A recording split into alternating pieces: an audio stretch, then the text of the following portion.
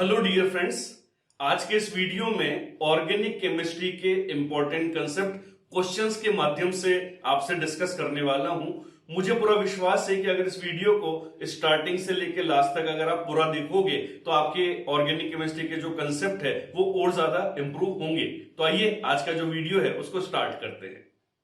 आज का जो वीडियो है इसके अंदर हम लोग बात करने वाले हैं हाइड्रोकार्बन की फर्स्ट फैमिली की एल्केन। तो कुछ बहुत ही बेहतरीन क्वेश्चन मैंने आपके सामने तैयार किए हैं और इन क्वेश्चन को सिंपलीफाई तरीके से हम डिस्कस करने वाले हैं जो आपके आने वाले एग्जामिनेशन में आपके कंसेप्ट को स्ट्रॉन्ग बनाएगा। क्वेश्चन नंबर फर्स्ट आपके सामने है, ध्यान से देखिएगा। आपको दे रखा है RMGBr जिसको बोला जाता है ग्रिग्नार्ड रिएजेंट, और इसकी जो रिएक्शन है ये आपको करवानी है CH3CONHPH। जो फंक्शनल ग्रुप है आराम से इसको पहचानिएगा, ये हो जाएगा एक प्रकार का अमाइड, बहुत एग्जैक्टली अगर बोलें तो एक प्रकार का सेकेंडरी अमाइड। तो इन दोनों के रिएक्शन से दो प्रोडक्ट बन रहे हैं P1 and P2। तो क्वेश्चन है P1 and P2 should be, तो इस रिएक्शन से जो दो प्रोडक्ट बनेंगे वो आपको पहचानने हैं। बच्चों पोलरिटी की हमेशा हम लोग बात करते हैं रिएक्शन सॉल्व करते समय, तो RMGBr एक प्रकार का ऑर्गेनोमेटेलिक कंपाउंड है। मेटल से अटैच्ड होने की वजह से इसके अंदर जो R होता है वो नेगेटिव पार्ट होता है, जो न्यूक्लियोफाइल भी हो सकता है और बेस भी हो सकता है।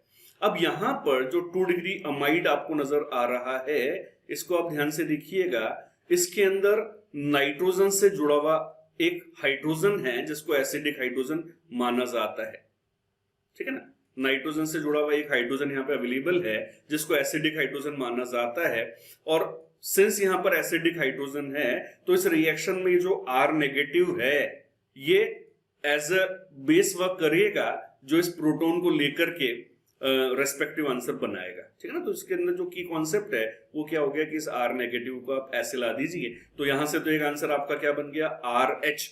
ये रिएक्शन ज़ेरेविटनॉफ रिएक्शन है जो एल्केन्स के GMP में मेथड ऑफ प्रिपरेशन में काम लिया जाता है। तो एक आंसर तो बनेगा आपका RH। ध्यान से अगर आप सारे ऑप्शन को देखें तो RH केवल एक में ही है, लेकिन हमेशा की ही तरह अपन बाकी ऑप्शन जो है उनकी भी बात डेफिनेटली करना चाहेंगे। तो बच्चों रिमेनिंग वाले जो ऑप्शन हैं उसके अंदर होगा क्या, ये वाला जो नेगेटिव पार्ट है ये मेटेलिक पार्ट से जाकर के जुड़ेगा, तो ये हो जाएगा CH3CONPH और यहां पर आ जाएगा MGBr। ये भी परफेक्ट है। तो P1 P2 दोनों आपको करेक्टली मैच होते हुए नजर आ गए और इसलिए इस क्वेश्चन का जो आंसर है ये ऑप्शन नंबर C जाएगा। नेक्स्ट वाला क्वेश्चन ध्यान से देखिए बच्चों। कुछ कार्बोक्सिलिक एसिड्स मिसलिनियस टाइप के आपको दे रखे हैं और क्वेश्चन है which of the following order is correct for the ease of decarboxylation of these carboxylic acid. यानी कार्बोक्सिलिक एसिड में अगर डीकार्बोक्सिलेशन करवाया जाए, ओके, तो जो रिएक्टिविटी ऑर्डर होगा वो आपसे यहां पर पूछा जा रहा है। अब बच्चों देखिए यहां पर reagent should be given, reagent दिया जाना चाहिए था, नहीं दिया हुआ है, तो बाय डिफॉल्ट हम मान करके चलते हैं कि यहां पर सोडा लाइम मिलाया जाएगा। बाय डिफॉल्ट हम मान करके चलेंगे कि यहां पर सोडा लाइम मिलाया जाएगा, ठीक है ना। तो पहली बात तो ये होगी कि कौन सा रिएजेंट मान करके चलें, तो जवाब है सोडा लाइम। अब सोडा लाइम की जो रिएक्टिविटी है वो कैसे निकाली जाती है, तो बच्चों इंटरमीडिएट के बिहाफ पर निकाली जाती है। और किसी भी कार्बोक्सिलिक एसिड में जब सोडा लाइम मैकेनिज्म आप देखते हैं तो उसके अंदर जो इंटरमीडिएट बनता है CO2 निकल जाने के बाद वो बनता है कार्ब एनायन। क्या बनता है बच्चों? C negative carb anion. तो जो रिएक्टिविटी होगी वो उस कार्ब एनायन की स्टेबिलिटी के बिहाफ पर डिसाइड की जाएगी। तो आइए कार्ब एनायन सोचते हैं और उसकी स्टेबिलिटी के हिसाब से इनकी रिएक्टिविटी निकालेंगे। तो फर्स्ट वाले में जैसे आप CO2 हटा देते हैं क्या बनेगा, CH3 नेगेटिव। सेकंड वाले में जैसे आप CO2 हटा देते हैं क्या बनेगा, ये वाला नेगेटिव। और ध्यान से देखिए इसके अंदर इस तरह से रेजोनेंस हो जाएगा। और शायद उसके पहले आप पहचान भी गए होंगे, ये एक बहुत ही फेमस वेराइटी है जिसको बोला जाता है बीटा कीटो एसिड। आपके मन में शायद आ गया होगा कि हाँ सर हम जानते हैं कि बीटा कीटो एसिड की रिएक्टिविटी सबसे ज्यादा होती है। रीजन आपके सामने है कि जो नेगेटिव चार्ज है उसमें रेजोनेंस पॉसिबल है, उस रेजोनेंस से O- बना सकता है ऐसे बेटा इसमें भी आप किसी एक साइड से CO2 हटा देंगे तो इस प्रकार का नेगेटिव बनेगा और ये वाला जो नेगेटिव है इसमें भी रेजोनेंस पॉसिबल है।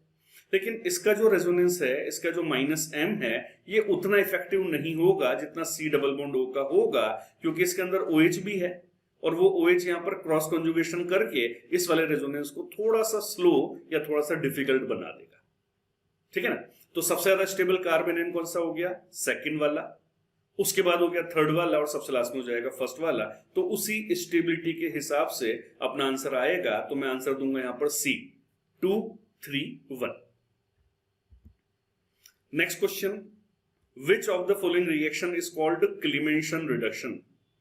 बच्चों अगेन एक बहुत ही फेमस नेम रिएक्शन है क्लीमेंशन रिडक्शन, जिसके अंदर सबस्ट्रेट होते हैं एल्डिहाइड या फिर कीटोन, रिएजेंट होता है जिंक अमलगम यानी जिंक प्लस मरकरी का combination with HCl, acidic medium लिया जाता है, और इसके अंदर जो आंसर बनते हैं वो बनते हैं एल्केन्स या रेस्पेक्टिव हाइड्रोकार्बन। ठीक है ना। तो आइए ऑप्शन देखें, एल्डिहाइड या फिर कीटोन होना चाहिए, सर ये तो सब में ही दे रखा है। रिएजेंट देखिए, NaBH4 गलत हो जाएगा, हाइड्रोजन गलत हो जाएगा, ये हो गया बच्चों जिंक मरकरी विद HCl जो मैंने भी आपको बोला, और निकल विद हाइड्रोजन गलत हो जाएगा। तो आपका अल्टीमेटली यहां पर जो आंसर जाएगा वो ऑप्शन नंबर C जाएगा। बच्चों देखिए एग्जामिनेशन में नेम रिएक्शंस हमेशा इंपॉर्टेंट होती हैं, लेकिन ऑप्शन से आंसर निकालना हमेशा आसान हो जाता है, बशर्ते आपको ये पता हो कि what is the substrate, what is the reagent and what will be the product. अगले क्वेश्चन पे आइए बच्चों।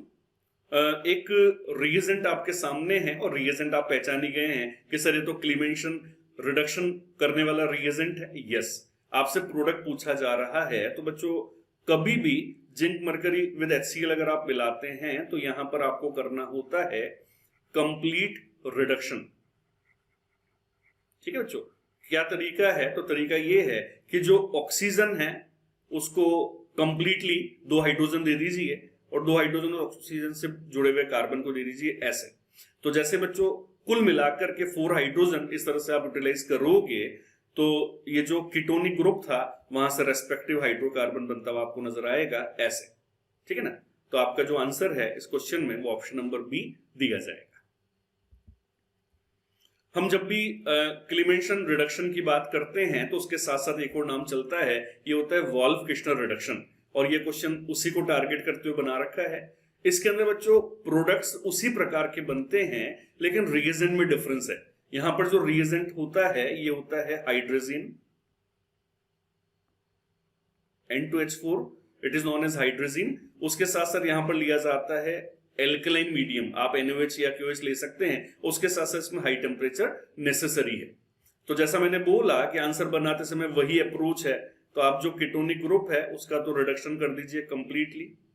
अब आपके मन में आ रहा होगा कि सर मिथॉक्सी का कुछ होगा या नहीं होगा, तो जवाब है नहीं होगा, क्योंकि बच्चों मिथॉक्सी क्या है? एक प्रकार का इलेक्ट्रॉन रिच ग्रुप, और यहां पर हाइड्रोजन या QH भी क्या न्यूक्लियोफाइल इलेक्ट्रॉन रिच ग्रुप, और आप जानते हैं कि यार माइनस माइनस से रिएक्शन तो नहीं करेगा ना।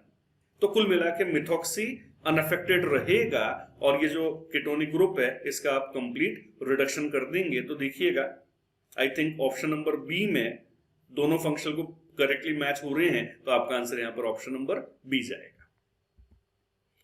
अगला क्वेश्चन बच्चों एक बहुत ही बेहतरीन क्वेश्चन है, क्योंकि ये स्टीरियो केमिस्ट्री को टारगेट करते हुए बनाया हुआ क्वेश्चन है। ध्यान से देखिए, एक एल्कीन आपको दे रखी है और जो कॉन्फ़िगरेशन आपको दे रखा है बच्चों ये है cis, same group same side situated है, दोनों फेनाइल लेफ्ट साइड दोनों मिथाइल राइट साइड, तो ये क्या हो गया सिस।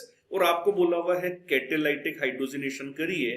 तो बच्चों हमेशा ध्यान रखिए जो कैटेलाइटिक हाइड्रोजनेशन होता है इसका इंटरमीडिएट होता है 4 सेंटर्ड ट्रांजिशन स्टेट, और उसी के बिहाफ पर यह माना जाता है कि जो हाइड्रोजनेशन होता है एल्कीन्स का ये सिन एडिशन को फॉलो करता है। अब आप जब आंसर सोचेंगे तो आपको पता है कि यार पाई बॉन्ड तोड़ करके HH जोड़ना है, और जैसे आप HH जोड़ोगे तो 2 कार्बन किरिल बनेंगे। देखो ध्यान से, this is a chiral carbon and here also these are the chiral carbons, these are also chiral carbon. अब क्वेश्चन के अंदर यही खास बात है कि यार ये जो 2 किरिल कार्बन वाला प्रोडक्ट बन रहा है या आखिर कैसा है। ठीक है ना, ये मीजो है, रेसिमिक है या कुछ और है। तो देखिए बच्चों इन क्वेश्चंस को करने का एक PCT आपको बता देता हूं, ध्यान से समझिएगा। PCT अब तक तो मेरे वीडियो देख करके आप समझ ही गए होंगे। पीसीटी का मतलब होता है प्रदीप चित्तौड़ा ट्रैक। तो इस तरह के क्वेश्चन में जो पीसीटी है वो ये है कि अगर आपके सामने सिस एल्कीन है तो आप दो वर्ड याद रखिए, एक होता है CSM और एक होता है बच्चों कार। ठीक है ना। अब क्या मतलब है इसका? बच्चों इसका मतलब बेसिकली ये है कि अगर आपको सिस एल्कीन दिया हुआ है, अगर मान लीजिए सिन एडिशन हो रहा है तो वहां पर जो प्रोडक्ट बनेगा वो क्या बनेगा? मीजो। और अगर मान लीजिए आपको सिस एल्कीन दे रखा है लेकिन रिएजेंट कुछ और हैं जो कि एंटी एडिशन करते हैं, कई सारे रिएजेंट हैं, जैसे आप हेलोजिनेशन करते हैं तो एंटी एडिशन होता है, जैसे आप ऑक्सीमर्क्यूरेशन डीमर्क्यूरेशन करते हैं तो एंटी एडिशन होता है, लाइक दैट। ओके, तो अगर एंटी एडिशन अगर हो रहा होता है तो इसमें जो आंसर बनता है वो बनता है रेसेमिक मिक्सर। तो आप इसको ना एज अ रूल याद रखिए, CSM और कार, इसके हिसाब से आपको सिस वाली एल्कीन सॉल्व करनी होती है। तो यहां पर सिन एडिशन है तो आप रूल के हिसाब से समझ जाओगे कि आपका जो आंसर बनना है वो क्या बनना है? मीजो। और मीजो पहचानना आपको आता है, प्लेन ऑफ सिमेट्री होनी चाहिए, और प्लेन ऑफ सिमेट्री सेकंड या थर्ड में तो नहीं है, केवल और केवल ऑप्शन नंबर ए में है, और इसलिए बच्चों इस क्वेश्चन का जो आंसर है वो ऑप्शन नंबर ए जाएगा। हाँ जी, अगले क्वेश्चन को ध्यान से देखिएगा। कुछ एल्कीन आपको दे रखी हैं और आपसे बोला हुआ है ease of catalytic hydrogenation among these isomeric alkene will be in the order is, है ना। आपको बोला हुआ है कि जो एल्कीन है इनका अगर आप कैटेलाइटिक हाइड्रोजनेशन करवाते हैं तो जो रिएक्टिविटी का ऑर्डर होगा आखिर वो क्या होगा। तो आइए बच्चों एक बार कंसेप्ट आपके लिए मैं लिख देता हूं, फिर आंसर अपन यहां से चूज कर लेंगे। तो कैटेलाइटिक हाइड्रोजनेशन की जो रिएक्टिविटी होती है ये बच्चों निकाली जाती है या तो स्टेबिलिटी के आधार पर, है ना। Reactivity of alkene is given by stability of the alkene, और एज अ रिलेशन अगर बोलूं तो ऑब्वियस सी बात है यार, स्टेबिलिटी का अपोजिट रिएक्टिविटी माना जाएगा। स्टेबिलिटी कैसे निकालोगे? हाइपर कंजुगेशन के आधार पर। और हाइपर कंजुगेशन कैसे निकालोगे? अल्फा हाइड्रोजन की संख्या के आधार पर। और इसके अलावा कभी कभार ऐसा हो जाता है कि आपके सामने ऐसी स्पीसीज आ जाए जिसके अंदर हाइपर कंजुगेशन बराबर है, तो यहां पर यह माना जाता है कि जो रिएक्टिविटी है वो सिन एडिशन के हिसाब से चलेगी, और सिन एडिशन के अंदर जो एक डिसाइडिंग फैक्टर होता है वो होता है स्टेरिक हिंड्रेंस, जिसको हिंदी में बोला जाता है त्रिविम बाधा। ठीक है, तो स्टेरिक हिंड्रेंस के हिसाब से या त्रिविम बाधा के हिसाब से भी अपन रिएक्टिविटी को जस्टिफाई कर सकते हैं। तो आइए दोनों बातें वन बाय वन अपन देखें। सबसे पहले अगर मैं हाइपर कंजुगेशन की बात कर लूं तो इसमें अल्फा हाइड्रोजन 6 है, ये वाला कार्बन अल्फा, ये वाला कार्बन अल्फा। बच्चों इसके अंदर भी अल्फा हाइड्रोजन 6 है, ये वाले अल्फा हाइड्रोजन, ये वाले अल्फा हाइड्रोजन। लेकिन इसकी अगर मैं बात करता हूं तो इसके अंदर अल्फा हाइड्रोजन कितने हैं? 2। तो अल्फा हाइड्रोजन अगर 2 है तो अपन बोलेंगे कि इसकी स्टेबिलिटी सबसे कम, और बच्चों अगर स्टेबिलिटी सबसे कम है तो इसकी जो रिएक्टिविटी है हाइड्रोजनेशन करने के लिए ये हो जाएगी सबसे ज्यादा। यस और नो? सबसे ज्यादा। तो सबसे आगे तो थर्ड आना ही है, बट 3 कंपाउंड में बच्चों इतना आसान नहीं होता, क्योंकि वो ऑल पॉसिबल ऑप्शन जो एग्जामिनर बना सकते बना ही देते हैं। 4-5 में कई बार ऐसा होता है मैक्सिमम मिनिमम से भी फायदा आपको मिल जाता है। तो थर्ड वाला आंसर तो सबसे आगे आ गया। अब इन दोनों की अगर अपन बात कर लें तो इसके अंदर स्टेबिलिटी से तो आप डिसाइड कर नहीं पाओगे, है ना। हाइपर कंजुगेशन वाली स्टेबिलिटी से आप डिसाइड कर नहीं पाओगे। अब 2 तरीके हैं, या तो आप सिस और ट्रांस की स्टेबिलिटी ले लो, वैसे भी आप बोल सकते हो कि सर ये वाला ट्रांस है, सेकंड वाला ट्रांस है ना, तो ट्रांस वाला ज्यादा स्टेबल होगा, और अगर स्टेबिलिटी ज्यादा होगी तो रिएक्टिविटी कम हो जाएगी। और या फिर आप ऐसे बोल सकते हैं कि अगर सिन एडिशन करवाया जाए, सिन एडिशन का मतलब क्या होता है कि दोनों हाइड्रोजन पाई बॉन्ड के पास एक साथ जाते हैं, अलग अलग नहीं जाते, आगे पीछे एक साथ जाते हैं। जब दोनों हाइड्रोजन अगर एक साथ जाएंगे तो पहले से जुड़ा हुआ ग्रुप छोटा होना चाहिए या हाइड्रोजन होना चाहिए, क्योंकि भैया पहले से भी हाइड्रोजन और आने वाला भी हाइड्रोजन है, तो वो आराम से उसको वेलकम या अलाउ करता है, क्योंकि वहां बल्कि ग्रुप बीच में नहीं आता है। तो आराम से देखिए बच्चों, फर्स्ट वाले ऑप्शन में अपन ये मानेंगे कि यहां से सिन एडिशन फेवरेबल है, आसान होगा, जबकि दूसरे वाले में आप यहां से एडिशन करो तो भी मिथाइल बीच में आएगा, और यहां से करो तो भी मिथाइल बीच में आएगा। तो कुल मिलाकर के फर्स्ट वाले की जो रिएक्टिविटी है ये सेकंड वाले से भी ज्यादा है। ठीक है। और अगर फर्स्ट वाले की सेकंड से भी ज्यादा है तो ओवरऑल आपका जो आंसर आएगा ये ऑप्शन नंबर बी आ जाएगा। अगला क्वेश्चन एक बहुत ही फेमस रिएक्शन को टारगेट करते हुए बना हुआ है और रिएक्शन का नाम है वुड्स रिएक्शन। ध्यान से पढ़िए क्वेश्चन को। Wurtz reaction is suitable for making which of the following alkane in good yield. अच्छी मात्रा या अच्छी लब्धि हमें प्राप्त करनी है वुड्स रिएक्शन से, कौन से वाले एल्केन के लिए बेस्ट रहेगा, ऐसा यहां पर पूछा जा रहा है। तो बच्चों देखिए एक सिंपल सा कॉन्सेप्ट है वुड्स रिएक्शन के लिए जो बेस्ट होता है क्या, कि जो एल्केन है ये होना चाहिए सिमेट्रिकल। जो एल्केन आप बनाते हैं आर आर टाइप का, ये होना चाहिए सिमेट्रिकल। और इसके अलावा कभी कभार अपन इसको ऐसे भी बोल देते हैं कि इवन नंबर वाला, है ना, बट सिमेट्रिकल बोलना मेरे हिसाब से ज्यादा अप्रोप्रिएट है, बट ठीक है आप दोनों चीजें लिख लीजिए, symmetrical as well as even number वाला एल्केन, आर आर टाइप का एल्केन, है ना। मैं लिख देता हूं आर आर टाइप एल्केन, क्योंकि इसके अंदर जो सबस्ट्रेट होता है वो होता है आर एक्स। तो आर एक्स के दो मॉलिक्यूल जो होते हैं वो फ्री रेडिकल बना करके आपस में एसोसिएट हो जाते हैं। तो बस ये आप देख लीजिए। अगर मैं ऑप्शन नंबर 1 की बात कर लूं तो इसके दो इक्वल डिवीजन हो रहे हैं, यस, एक आर ये वाला हो गया, एक आर ये वाला हो गया, तो ये सिमेट्रिकल है, इसलिए मेरे हिसाब से तो ये आंसर होना चाहिए। बट एक बार बाकी को भी देख लेते हैं। ऑप्शन नंबर 2 की अगर बात कर लें तो ये सिमेट्रिकल नहीं है, तो ये आंसर नहीं हो सकता। ऑप्शन नंबर सी की अगर बात कर लूं तो भैया इसमें 7 कार्बन है, तो 7 का आधा 3.5 ना ऐसा थोड़ा ना होता है, तो ये भी आप नहीं ले सकते। अब आपके मन में आएगा कि यार ऑप्शन नंबर डी भी तो सिमेट्रिकल है। बाबा डी सिमेट्रिकल तो है, लेकिन डी बनाने के लिए आपको 3 डिग्री हैलाइड लेना पड़ेगा। देखिए ध्यान से, अब 3 डिग्री हैलाइड जब आप लेकर के चलोगे ना और सोडियम प्लस ईथर मिलाओगे तो बच्चों 3 डिग्री हैलाइड के अंदर एल्केन्स बनते तो हैं, लेकिन इनकी यील्ड होती है काफी कम, बल्कि वहां पर एलिमिनेशन से बनने वाले प्रोडक्ट की क्वांटिटी होती है काफी ज्यादा, और इसलिए जो गुड यील्ड बोली जा रही है वो यहाँ पर नहीं मिलेगी, है ना। तो इसलिए मैं लिख देता हूं इसके साथ साथ एल्कीन भी बन जाती है, जो हमें यहाँ पर नहीं चाहिए। तो इसलिए आपका जो आंसर होगा, जो ऑलरेडी मैंने टिक कर दिया है, वो केवल और केवल ऑप्शन नंबर ए जाएगा।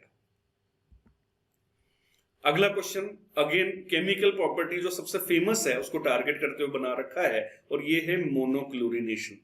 क्वेश्चन को ध्यान से रीड करिए। Which of the following order is correct for the reactivity of the indicated hydrogen atom among these compound in monochlorination? कुछ हाइड्रोकार्बन आपके सामने है और आपसे मोनोक्लोरिनेशन के लिए रिएक्टिविटी पूछी जा रही है। तो बच्चों सबसे पहले कंसेप्ट समझिएगा। जो मोनोक्लोरिनेशन होता है ये होता है बच्चों free radical substitution reaction, FRSR।